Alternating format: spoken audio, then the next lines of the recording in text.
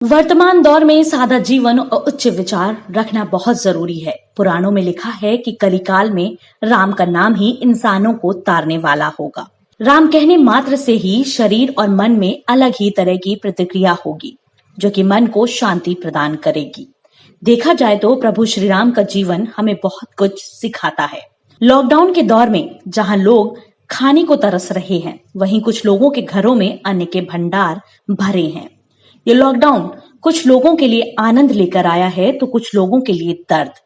ऐसे हाल में दोनों ही तरह के लोगों को प्रभु श्री राम के जीवन से सीख लेनी चाहिए कि ये कठिन समय है जिसे संयम, संकल्प, धैर्य, साहस और कम साधनों के साथ जीना है, जिस तरह प्रभु श्री राम ने जिया था। प्रभु श्री राम ने जब वनवास धारण किया था तब उन्होंने अपने सभी राजसी वस्त्र त्याग दिए थे और तपस्वियों के वस्त्र धारण करके नग्न पैर ही वे वन को निकल गए थे। रास्ते में उन्हें जो भी मिला उन्होंने वो खा लिया और सो गए। प्रभु के सामने ऐसे कई अवसर आए थे जब वे राजाओं का भोजन खा सकते थे, लेकिन प्रभु ऋषियों और मुनियों के आश्रम में तब तक रहे जब तक कि उन्होंने खुद की कुटिया अपने हाथों से नहीं बना ली। कहा तो ऐसा भी जाता है कि श्री राम खाने के लिए कंदमूल यानी कि रूट वेजिटेबल की खोज में जंगलों में जाते थे।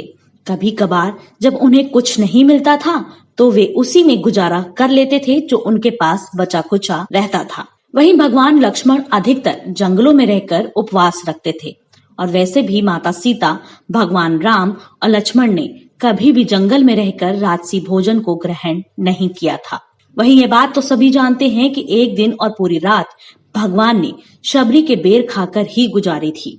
वाल्मीकि रामायण में साफ साफ लिखा है कि भगवान राम ने अपने पिता दशरथ को वचन दिया था कि वे सौम्य वनों में एक ऋषि की भांति मांस का त्याग कर 14 वर्ष कंदमूल, फल और शहद पर जीवन व्यतीत करेंगे। आपको बता दें कि प्रभु श्री राम ने वन जाते समय प्रतिज्ञा ली थी कि मैं मांस का सेवन नहीं करूंगा।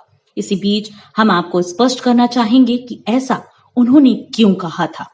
दरअसल वे मांस का सेवन नहीं करते थे, लेकिन ऐसा उन्होंने इसलिए कहा था क्योंकि उस काल में युद्ध के लिए जाने पर, परदेश में, जंगल में या कठिन प्रदेशों में जाने पर अक्सर लोगों को उनके मन का भोजन नहीं मिलता था, लेकिन मांस सभी जगह आसानी से उपलब्ध हो जाता था। दूसरा यह भी कारण है कि शत्रु से संधि करने पर, विपत्ति पड़ने पर या विपत्ति काल में मांसाहार बनना पड़ता था। ऐसे में सैनिकों और सन्यासियों को यह सीख दी जाती थी कि विपत्ति काल में मांस का सेवन किया जा सकता है। लेकिन प्रभु श्री राम ने यह प्रतिज्ञा ली थी कि चूंकि मैं जंगल में जा रहा हूँ, तथापि मैं किसी भी स्थिति में मांस का सेवन नहीं करूंगा। दरअसल आपातकालीन स्थिति में व्यक्ति का धर्म बदल जाता है। ऐसी स्थिति में प्रभु श्री राम ने संयम का परिचय दिया था। सुंदरकांड के अनुसार जब हनुमान जी अशोक वाटिका में देवी सीता को मिले थे तब उन्होंने भगवान राम की खुशहाली के बारे में बताया था कि वे कैसे हैं, किस तरह जीवन जी रहे हैं और उनकी दिनचर्या क्या है। सुंदरकांड में साफ लिखा हुआ है कि भगवान राम ने कभी मांस का सेवन नहीं किया था और ना ही उन्होंने मदिरा का पान किया था। हे देवी, वे हर दिन केवल संध्या समय में उनके लिए एकत्रित किए गए कंद ही ग्रहण करते हैं। अधिकतर घरों में कम से कम 1 माह का राशन पानी भरा रहता है। जहाँ तक सवाल सब्जी और दूध का है तो इसके बगैर भी व्यक्ति जिंदा रह सकता है।